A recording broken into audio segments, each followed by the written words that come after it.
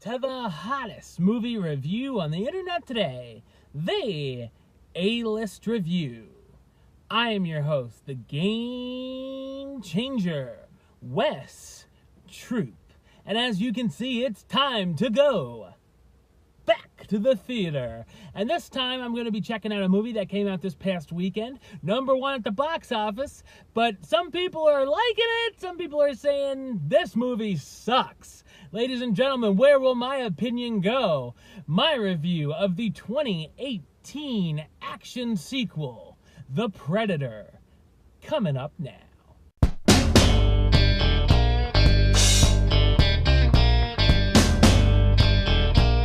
After a Predator ship crash lands on Earth, an Army Ranger encounters one and ends up with pieces of the creature's armor. Knowing he'll soon be caught by the government, he ships the armor to his young son's address. When the kid discovers the armor, he unknowingly sends a signal which could be catastrophic to Earth unless the Ranger and a ragtag crew of ex-soldiers can stop the creatures. So what did I think of The Predator? I thought it's a terrible sci-fi sequel. I was excited when I heard that Shane Black, who's directed such hits as Kiss Kiss Bang Bang, Iron Man 3, and most recently The Nice Guys, would be behind the project, but like many fans, was let down in a big way. The writing here is so poor and filled with so many extremely bad lines and things human beings would never say, I'm shocked it came from this director. It's also filled with some awful jokes that are flat-out groaners and will make you roll your eyes every few minutes. Although I did chuckle at a random Haunted Mansion reference. There's also the use of obviously forced reworking of quotes or quips from the first movie, which becomes absolutely cringeworthy. The story itself is a mess and has way too much going on in it. Some of the storylines even feel like I was watching a completely different movie. We also get a ton of boring exposition, lots of which is repeated and becomes tiresome.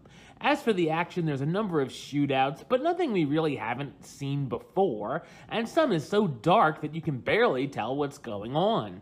There's also really no thrills or suspense, as the creatures just basically show up, and the characters shoot at them over and over again. There are a few interesting gory kills, but some of them lead to some unintentional laughter. The final face-off also feels rushed and very lackluster. The Predator who's in a special effects makeup suit looks fine, but the CGI used on the other Predator looks rather cheap. There's also a horrible sequel-baiting ending that ends the whole experience on an even more sour note. I also didn't care about any of the characters, and they drove me nuts more than they entertained me. The hero is bland, and the rest of the team, who are literally crazy, feel very much the same as each other, with just a trait or two that separates them.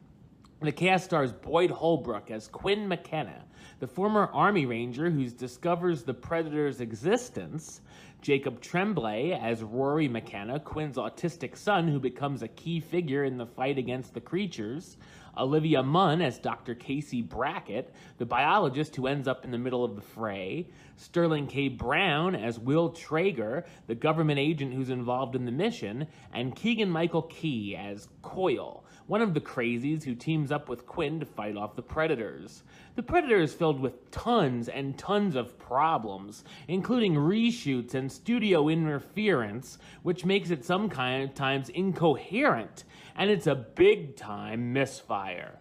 The Predator, you know what rating you're gonna get? I only got 2 words for ya. Suck it. All right, well, that's the show. I'll be back with another review very soon. But until then, don't forget to subscribe right here on YouTube. YouTube.com/Westside515. Like the show on Facebook, Facebook.com/WestTroopAlist. And of course, you can follow me on the Twitter and the Instagram @WestAlist. Until next time, Troop out.